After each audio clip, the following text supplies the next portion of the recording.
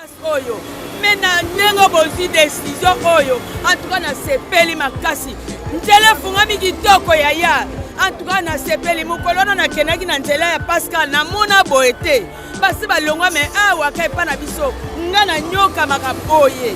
Na sepeli po. Nzela to nyoka makana mbouteillage. Na ba mamo bateka kawa, bakanga balabala mobimba. Donc na sepeli makatande na ye. Embouteillage exact. Et puis botika ngote bon continuer.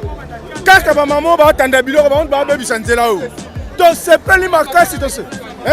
Tant madame ne comme. En tout cas papa gentil, oumela. To baki sur le sous. Continuez toujours na kini bopet. Raser bisika ni soza okanga mambo wenzela fo la population tamora librement. Oyende kitokwe. Ezala nde boye banaka bozala ki wapi? Maman ba nyoko libiso. Pati beto bukango bena. Bukango la kisa bango bakoyeba. Musale salama.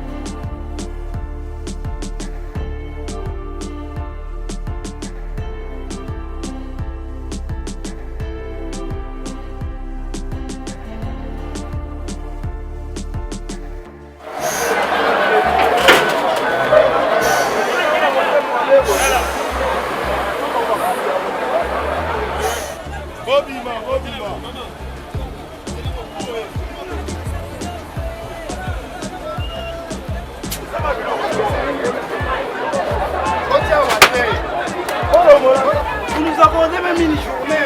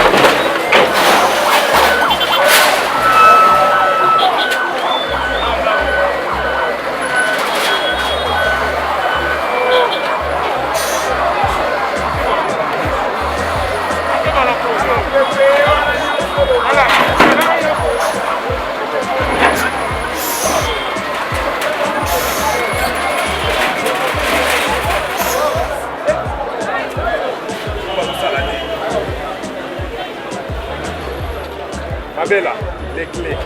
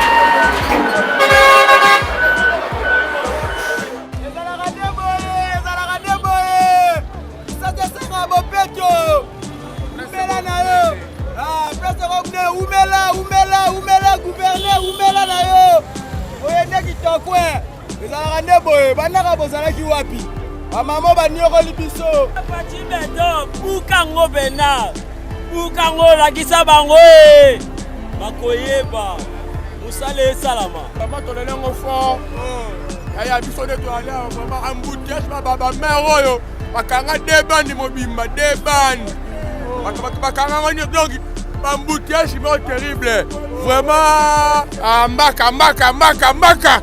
Umela. Mingi embouteillage sur ça la mingi maman non. Tous en a 4 bandes mais on va s'occuper de 2 bandes. Donc il y a un moment où on a rompu embouteillage ici la gâté pour na makambo non. Non, gouvernement a raison. Parce que biso batamakolo to comment quand même c'est là au tambola. Quand to kola ka to yebi ke wenze ça na 4 bango babima ba ko mo yo te ka tina katikata prince. me na ndenge bozwi décision oyo en tout cas nasepeli makasi nzela efungami kitoko yaya en tout cas nasepeli mokolo wana nakendaki na nzela ya Pascal namona boye te basi balongwa me awa ka epa na biso nga na nyokamaka boye nasepeli donc nasepeli mpo nzela tonyokamaka na mbuteyage na bamamo batekaka awa bakangaka balabala oyo mobimba donc nasepeli makatande na ye embouteillage eza te epuis botika yango te bocontinue kaka bamamo baatanda biloko bango babebisa nzela oyo tosepeli makasi talemaka nde mnde ekomi en tout cas papa Gentili umela tobakisi lo lisusu continue toujours na kini bopeto raze bisika nyonso eza kokangama nzela efongola population atambola librement balingi koteka wenze te balinga libanda boye donc tosepeli bango nyonso bazonga na wenze yango na kati bozomona yango te donc tosepeli papa Gentili umela libela continue opération na bacommune nyonso kolemba te fongola biso banzela. Le gouverneur de la ville de Kinshasa m'a instruit aujourd'hui à me rendre au rond-point Ngaba. En tout cas, on va dire rond-point Ngaba et ses environs, c'est-à-dire Makala, Lemba et autres. Et là, nous sommes présentement sur l'avenue Bypass. Le but étant de désengorger la voie exactement comme on a fait à Tchangou. Aujourd'hui, tout le monde est content que la route est bien fluide, la circulation est fluide. Nous avons délocalisé les vendeurs qui sont sur la chaussée. Nous les avons renvoyés dans un marché qui a été évidemment trouvé avec les bourgmestres des communes respectives qui sont avec nous. En l'occurrence, je cite Makala et Ngaba, et ainsi que le travail à Achako, qui est censé également délocaliser les arrêts de bus vers les routes secondaires que nous avons identifiées et ouverts également à la circulation. Donc je pense que, comme je ne cesse de le dire, le gouverneur le dit maintes fois que Kinshasa Mopeto est un état d'esprit qui veut que nous puissions changer de mentalité, ce n'est pas un slogan. Et on l'avait dit à l'époque que ce que nous avons fait, ce n'était pas seulement parce que nous recevions le pape, c'était des actions coup de poing qui sont finalement des actions ponctuelles. Des actions ponctuelles que nous sommes censés mener sur l'étendue de la ville, de sorte que, comme on dit, nous puissions léguer à nos citoyens ou à nos compatriotes une ville assainie et sereine. Et comme le veut le chef de l'État dans le leitmotiv « Le peuple d'abord », il faudrait que nous puissions doter à ces derniers, en tout cas du moins la population, une ville propre, une ville assainie, là où il fait bon vivre. Parce que comme je ne cesse de le dire, aujourd'hui, tout ce que nous avons fait sera pérennisé par la police et les bourgmestres respectifs, de sorte à ce que ce ne soit pas du saupoudrage. Vous savez que quand je descends sur le terrain, je m'assure toujours à ce qu'il y ait une suite, que ce ne soit pas une action qui sera faite juste pour le spectacle, on va dire entre guillemets pour la consommation politiquement correcte, mais c'est plutôt pour que demain nous serons fiers de nous regarder dans une classe et de nous dire nous avons accompli un travail et ça s'est installé dans la durée. Aujourd'hui, vous avez vu les bourgmestres qui ont pris fonction, parce que le chef de l'État veut justement donner une certaine impulsion à son niveau, de sorte à ce que la ville, en tout cas du moins la capitale, puisse avoir, entre guillemets, puisse avoir le moyen de sa politique. Au-delà des moyens financiers, au-delà des moyens matériels, il y a aussi besoin d'avoir des moyens humains aptes à pouvoir nous aider à travailler. Et donc vous avez vu la police à travers le commissaire provincial, le général Kassongo, notamment à Kitambo, pour la pénalisation de Kitambo, il y avait une petite faiblesse et le commandant de district, en tout cas du moins à ce niveau-là, il y avait une proposition, en tout cas du moins de changement des acteurs. Et donc je pense que ça va être le cas un peu partout. Je pense que le ministre de l'Intérieur, ou en tout cas les autorités hiérarchiques, à leur niveau, connaissent la problématique. Et c'est un travail de longue haleine. On dit on commence, il y a toujours un début à toute chose. Et donc nous faisons notre part et nous comptons sur toutes ces autorités, en tout cas du moins, parce que la matière est hyper transversale et dans tous les cas, dans tous les pays au monde, la pérennisation, la coercition doit exister. Et donc au-delà de l'unité spéciale pour la protection de l'environnement, il y a surtout les communes ainsi que la police qui doivent nous aider à ce niveau-là. Et comme je le dis, les bourgmestres ont été instruits et sont de bonne foi. Et la police également s'est engagée à pouvoir, en tout cas du moins faire entendre sa voix. Comme je dis, l'État, même si elle dort, un jour elle finit par se réveiller.